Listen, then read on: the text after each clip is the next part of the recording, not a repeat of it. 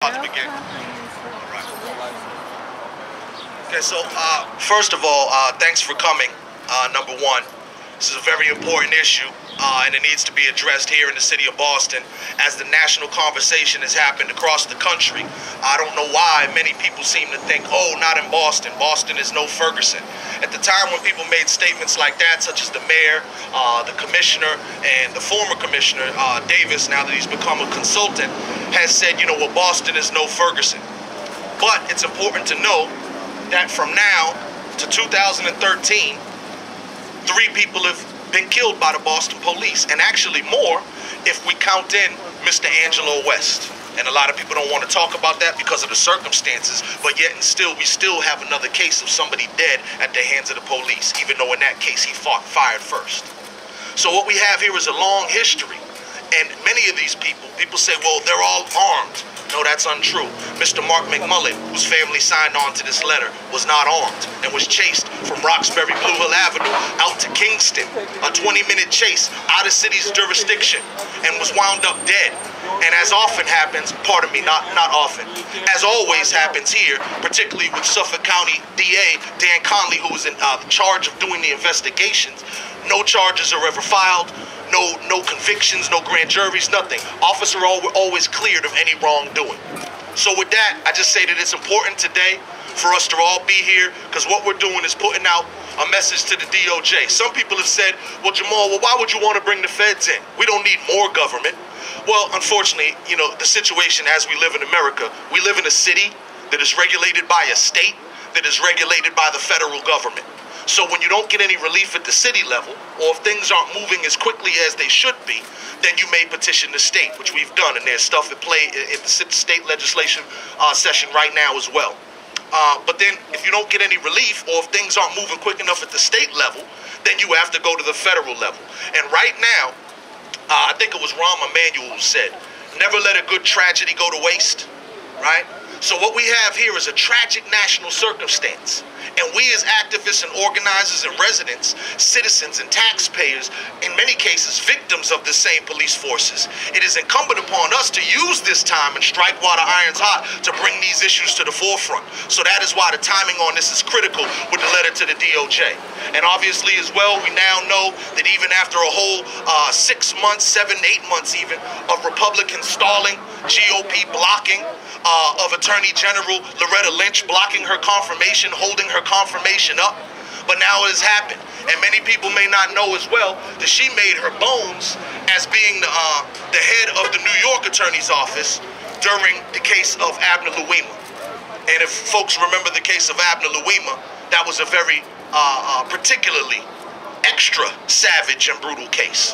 So we are confident that maybe that we can get some results from the DOJ. It's not a fix-all, right? This is not a cure, but it's how we move the ball forward incrementally. This is a game of football. We're moving it forward inch by inch. So with that, I just want to read the letter aloud.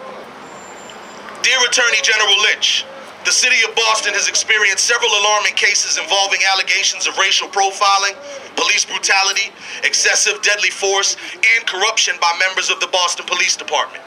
As citizens and community organizers whose duty it is to advocate for justice for citizens of the entire city of Boston equally, we are requesting that a full review of the Boston Police Department's policies, practices, and procedures be conducted by the Department of Justice. Citizens of Boston who have had negative contact with the Boston Police Department are further disheartened by the District Attorney's consistent failure to find any wrongdoing in all cases involving white officers and victims of color. Many in Boston have lost faith that the current system will provide justice for all. This is but one of the many issues facing the Boston Police Department. We are requesting the DOJ's intervention in Boston specifically. However, you will find these problems throughout the Commonwealth of Massachusetts. Over the decades, the Boston Police Department has been embroiled in numerous scandals which were resolved questionably. In 2006, 3 BPD officers conspired to escort cocaine, heroin, and oxycodone from Miami to Boston. In 2008, it was revealed that almost 1,000 cases were affected due to the theft of approximately 700 bags of drugs, including marijuana, cocaine, heroin, and OxyContin, stored in the BPD's Central Drug Depository, which is a secured facility that only police have access to. This investigation resulted in no charges or disciplinary actions. Recently, in October 2014, a BPD officer was charged with lying to the FBI after being accused of providing information to an associate in a suspected gang under surveillance. The Boston Police Department has also weathered several high-profile cases of police brutality. In 1995, Michael Cox, an undercover black police officer, was beaten brutally after being mistaken for a suspect. In 2008, black firefighter Wayne Abram was severely beaten by Boston police officers and currently has a pending case. In 2010, a 16-year-old child was a victim of police brutality on the campus of Roxbury Community College. This incident was captured on video and prompted community protests when the DA again found no wrongdoing. The most extreme form of brutality is when police officers shoot and kill citizens. These cases are always the ones under the most scrutiny and the ones where the families of the victims are least likely to receive answers and justice. In the city of Boston, there have been at least 3 people shot and killed by Boston police officers since 2013. Since 1988, there have been at least 29 people shot and killed by Boston police officers, which equals just over 1 person killed per year. The Boston Police Department has undergone many investigations internally and at the federal level, as well as numerous civil matters. Somehow, despite all attempts, there is no comprehensive solution to persistent problems, no matter how well documented or publicized.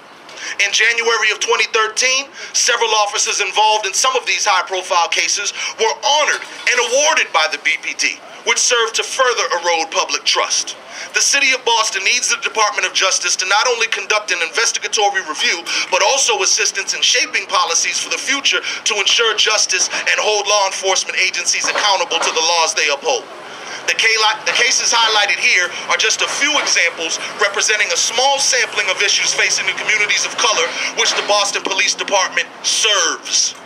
The latest example occurred while this letter was being written. A 16-year veteran of the BPD was charged with assaulting a Latino Uber driver after calling him spick. When a Good Samaritan intervened, he was called nigger by the officer, who then stole the Uber driver's car and drove away, attempting to escape to his nearby home. At the time of this incident, the officer, who's now been identified as Michael Doherty, was already on administrative leave for a November domestic violence incident with his girlfriend and facing 2 pending IA internal affairs investigations. Recently, the ACLU of Massachusetts released an analysis which highlighted racial profiling in Boston through the use of stop and frisk policies. This recent report, combined with reports for decades from both government and independent agencies, and in addition to the information noted above, illustrates the urgent need for the Department of Justice's intervention in order to take a step towards restoring public faith in the black and brown communities of Boston. And we have all the footnotes there, signed, obviously, myself and the undersigned. Now, here's just a sampling of some of the signatures of families of those affected. Carla Sheffield, the mother of Burrell Ramsey, killed by the Boston police August 21st, 2012. They have a foundation now called Better Opportunities. Nakia Ramsey, also family of Burrell Ramsey. Paul Prater, stepfather of Burrell Ramsey. Brenda Ramsey, also in the family of Burrell Ramsey. Angela Henry, the mother of Dan Roy DJ Henry, killed by the Pleasantville Police Department October 17th of 2010. They have a foundation called the DJ Dream Fund. Yvette Dukrin, the mother of Darrell Dukrin, killed by the BPD on December 7th of 2013. Devon Dukrin, the brother of Darrell Dukrin. Daniel Dukrin, the sister of Darrell Dukrin. Ansel Ransom, the stepfather of Darrell Dukrin. Also signed on to this letter is Stefana Stokes. Stefana Stokes is the niece of James Bowden. James Bowden was killed by the Boston Police Department January 29th, 1975. This is the first case ever where the police were brought and sued and won. And there was a movie made about it now it's now the name escapes me of the movie, pardon self. But there's a movie about it, starring the general guy, James McKenna, who was the commander in Rambo. I forget the name of the movie, but it's on the website. So Stefana Stokes, niece of James Bowden. Christopher McMullen, the brother of Mark McMullen, who was killed by the BPD on September 7th of 2011. They have an organization called Why Was Mark Shot? Karen McMullen, the sister of Mark McMullen. Ken Moy was a victim of police brutality, of excessive force, sprayed by pepper spray during some of the Black Lives Matters protests. Wayne Abram, I mentioned in the letter, firefighter. You should have saw his face. The pictures are on my website. Himself a firefighter and a victim of police brutality. We also have signed on Doris Bunty, former state representative, Bill Owens, former state senator, and Diane Wilkerson, former state senator.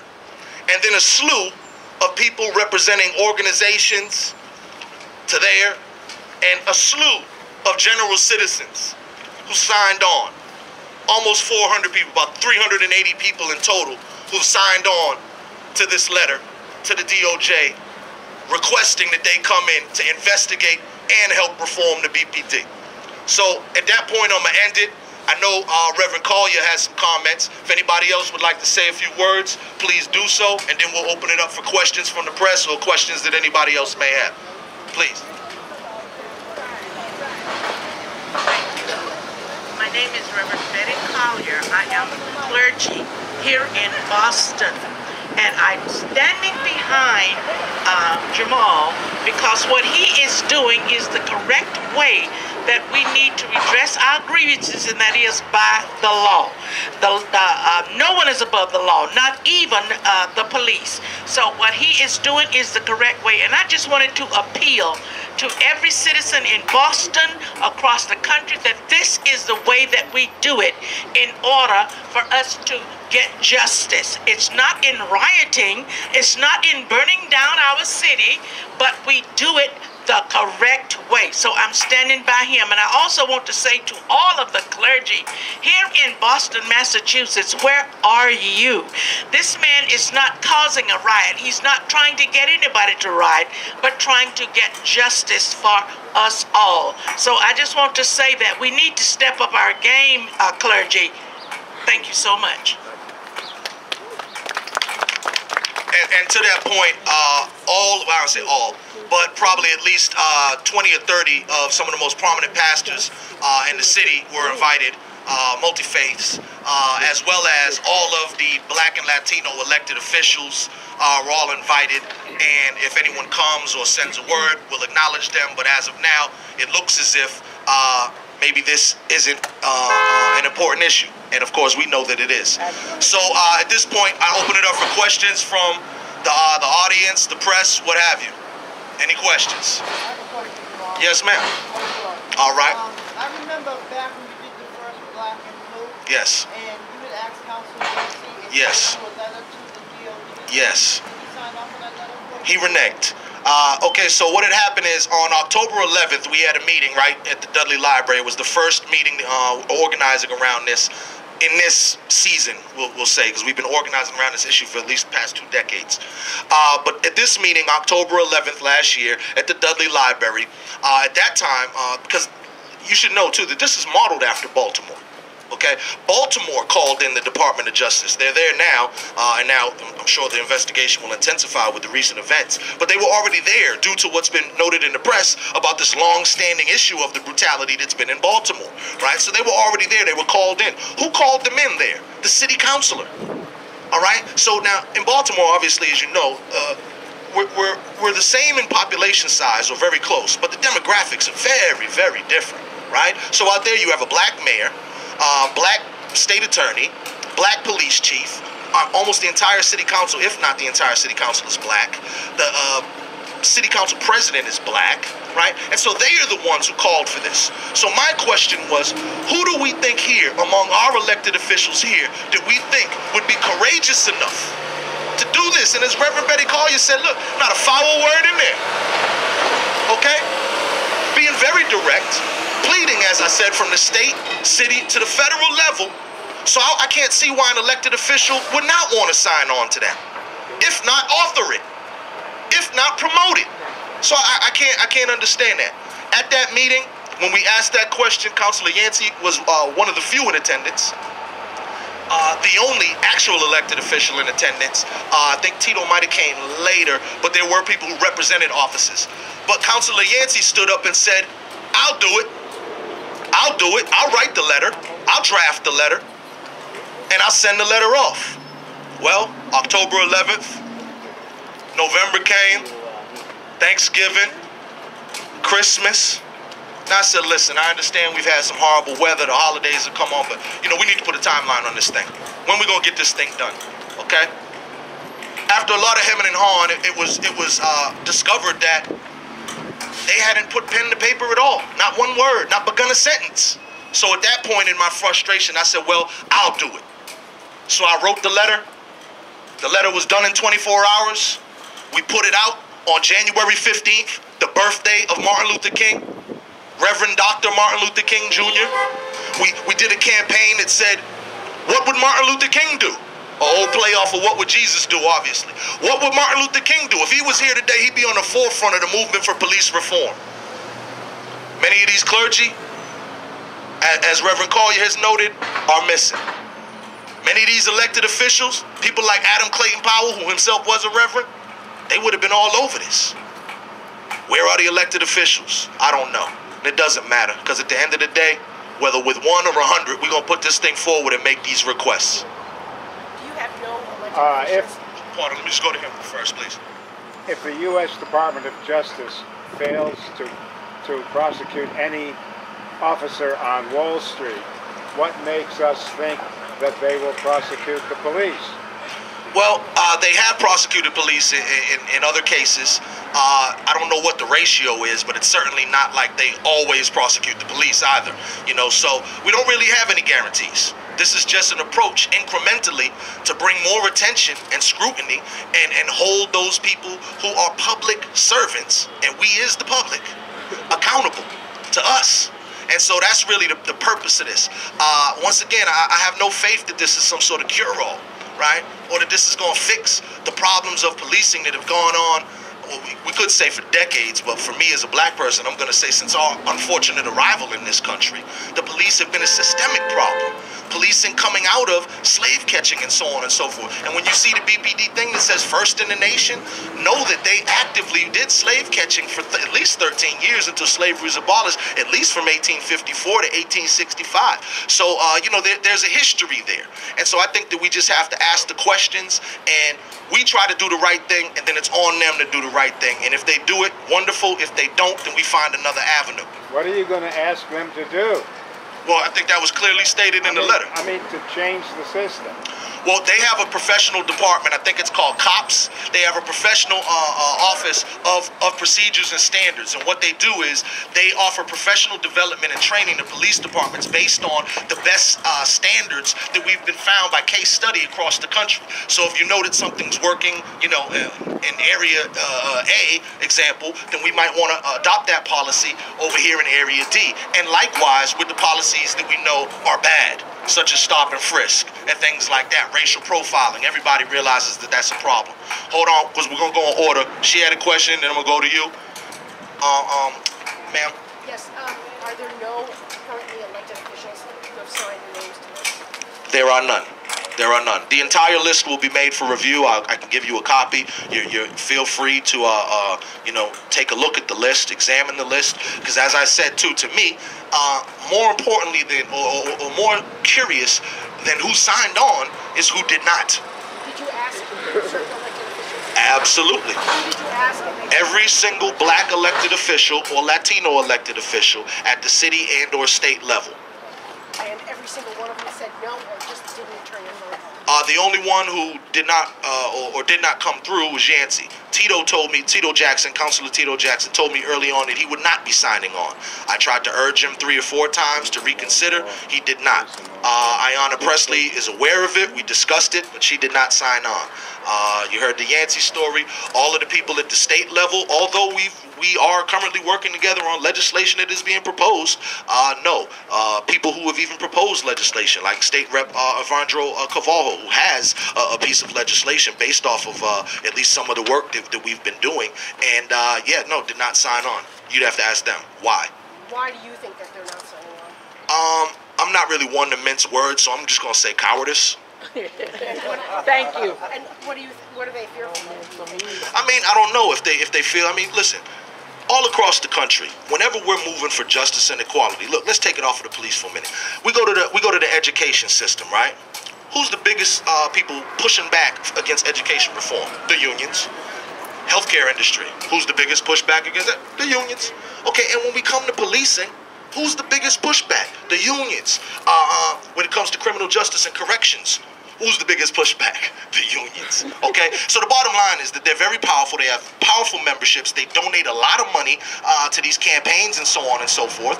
And, you know, that's political pressure. Not to mention that when these folks get together, they have a very loud voice in the room. And they carry a big stick. So, you know, this is the nature of the beast, so to speak. So, you know, but once again, it really matters not.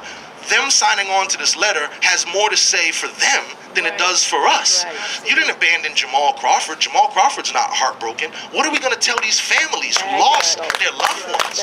What are you going to tell your community that is suffering from this? Your constituents who deal with this on a daily basis. So, I mean, no shame on me. It's shame on them. Amen.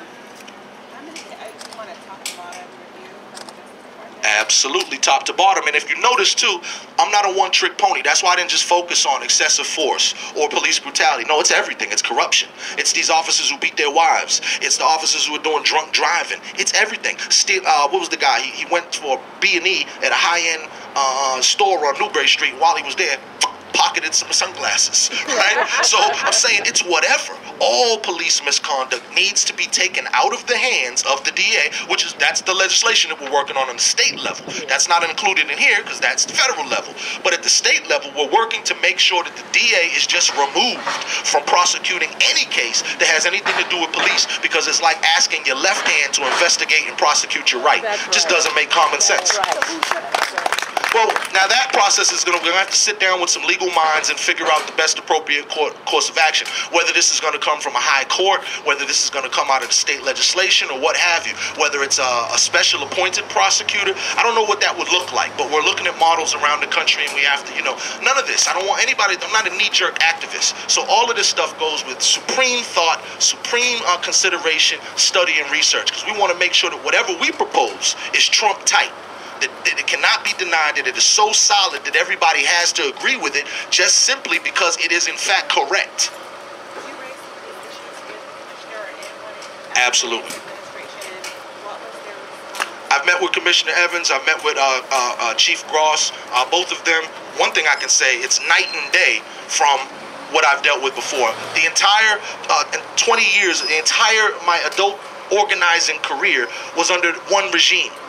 Right? Menino. Yes. So I did battle with Menino for 20 years, and each of the commissioners that was under him, Kathleen O'Toole, Mickey Roach, Ed Davis, Paul Evans, the brother of the current commissioner, but by far, Davis was the worst. Just closed up, and Menino was closed up. So one thing that is different, at least in this administration, is at least they're open to listening. And I don't know, if I hit you with 100 points, I don't know that we're going to agree on all 100. But if you agree on 50, okay, let's start there. And then let's start healthy debate about the other 50 to see if we can change your positions by informed data and research, okay? These people are not infallible. Right? They're regular people just like us. They make errors too. So we're just trying to correct it because, look, as a citizen, I want the best police force that we can have. And as police, shouldn't they want the best police force that they have? So it's a win-win. There's no conflict. Don't start none, won't be none. We should be on the same side of this. Everybody should want what's right, and that's what we're pushing for. Absolutely. Absolutely. Everything that is... Their response was one of listening.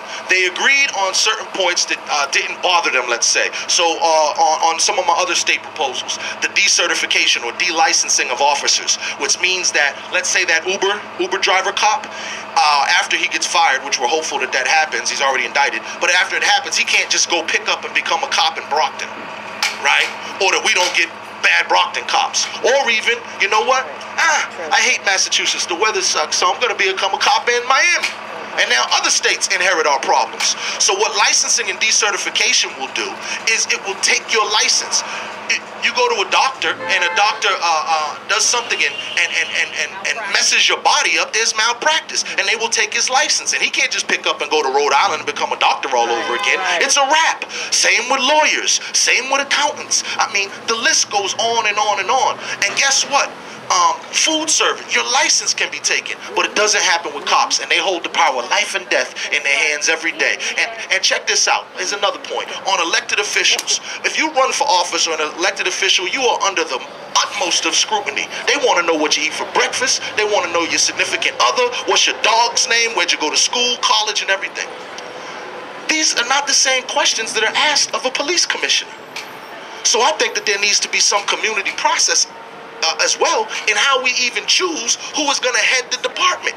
There should be some opportunity for community questioning there, like there was when they picked the superintendent. So that people, you go around, we do one in Roxbury, one in West Roxbury, one in Brighton, what have you, and you have community meetings so people can pick your brain and gauge your opinions on, well, where do you stand on this issue or that issue? And then that should go into the decision-making process. So once again, hopefully I kind of answered your question. So they're listening. There's stuff that they don't have a problem with, like the decertification, that absolutely. And then they are also not necessarily against a civilian review board. But once again, how that would play out, we would have to get with the legal eagles and do that type of stuff and figure out the best method to do that. And the civilian review board? Civilian review, yes, what about it? What do you want them to have the power to do? Well, first of all, I'm an and/or guy. Okay, so the current co-op, fine. If they want to strengthen it, they might want to strengthen it by adding 2 more members, perhaps. They might want to strengthen it by, increasing their budget, giving them a staff, that type of thing. But we want the co-op and a true civilian review board, like one that I could be on, one that she could be on, one that where'd my young man go? Young cat out here. My man back there in the baseball hat could be on. We want a true civilian review board that is going to be made up of true civilians, right? And that would look like something like an 11 or 13 member body. Could be 13 if it's based off of the model of city council or what have you. Yancey has a current proposal to establish a civilian review board at the city level. Unfortunately, it's a good proposal, except for one component, which is that he has it that it'd be an 11-member body, and that all members would be picked by nonprofits, in his word, who have a track record of civil rights in this city. And I would defy and say I don't think you have 11 nonprofits who have a track record of civil rights in this city. So that would be difficult, and you don't want to set it up so that the nonprofits are the arbiters of the community. There's already a lot of problems with that, and just gentrification and other issues coming up. Hold on, I got to get a little order to this, so I want to go here for the journalists. My man who had the question, we're gonna go there and then there. Okay, then there. All right. Just to follow up the civilian review board. So is the concept essentially similar to how jury pools are get together? Is that what you're looking for? Just a random selection of civilian people? No.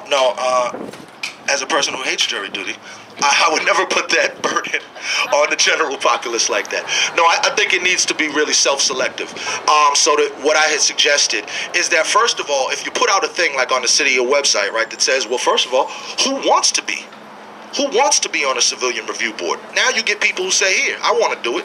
Now, those people should have to submit a resume, a letter of intent, why they want to do it, why they would be good for it. And they should also have to have some sort of track record that they can show for it of, organizing around these issues. The problem is now with Boston is when you hear a lot of the people who have been discussing it a lot in the media, these people are not experts, and I don't want to besmirch these people, so I'm not going to name names, but many people know who I'm talking about. But sometimes the leadership that is picked to represent on the camera, look, you'll never hear me trying to be an authority on sports because I know nothing about it, okay?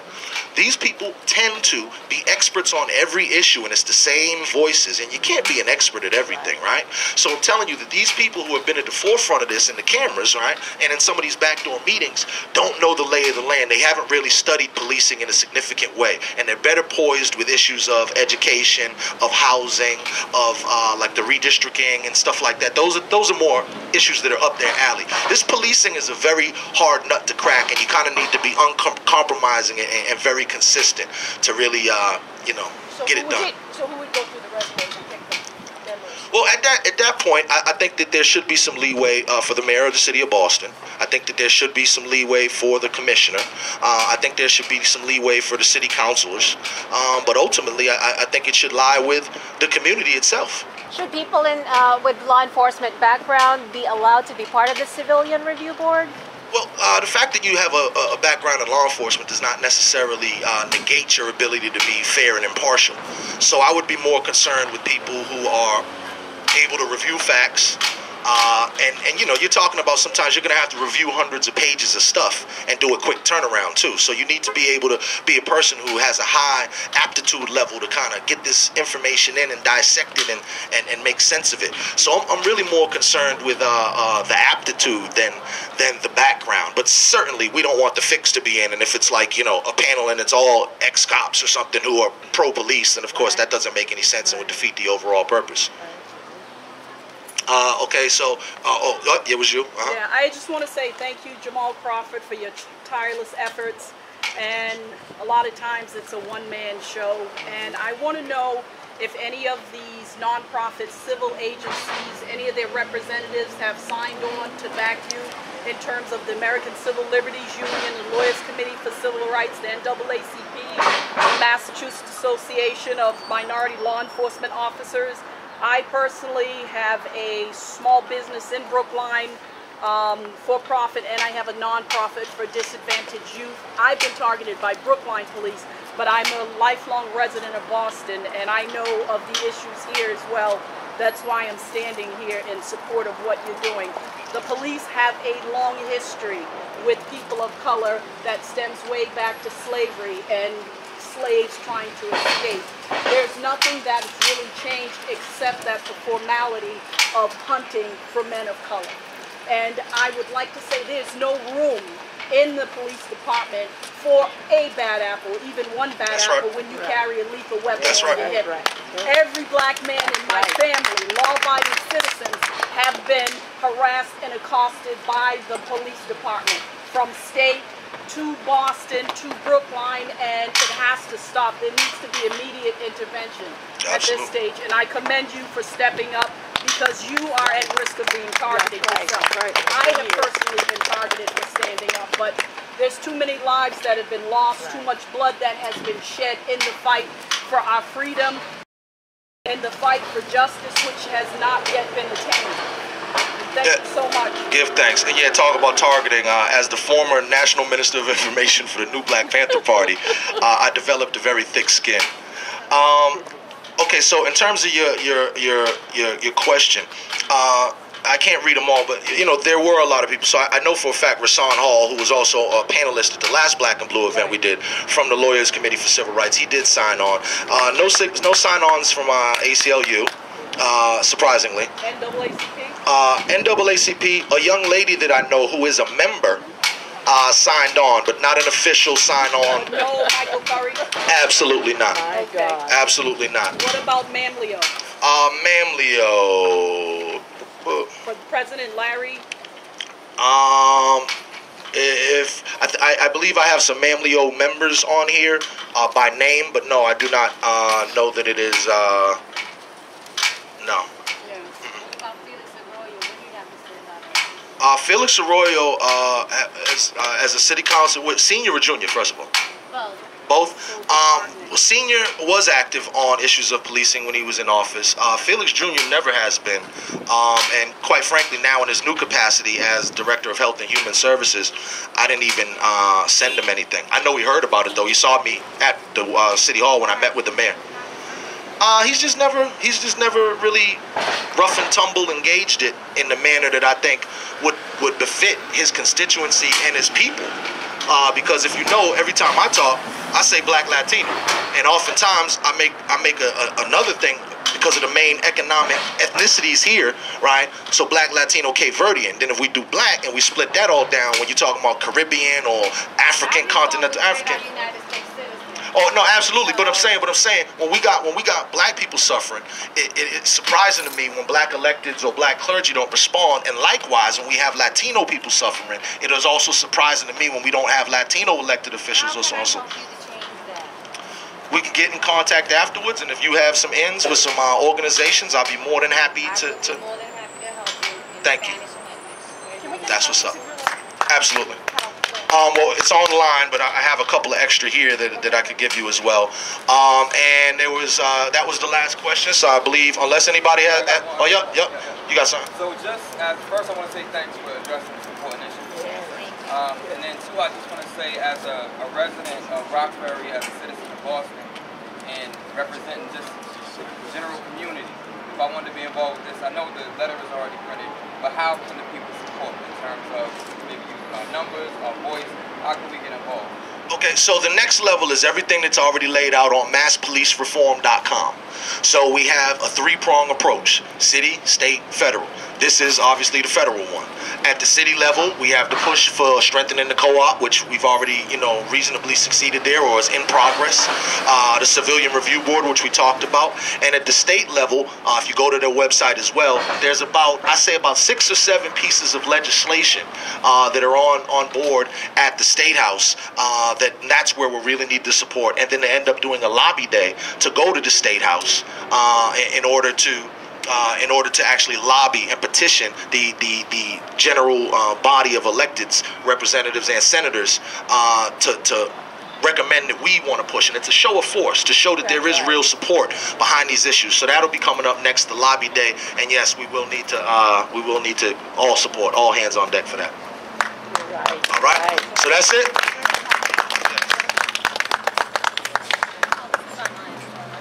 Yes, it's online as well. Yeah, it's online at masspolicereform.com. It's also online at blackstonian.com. Here's your copy there. Yep, .com. Okay. Can I look at your copy? I just want to see the name.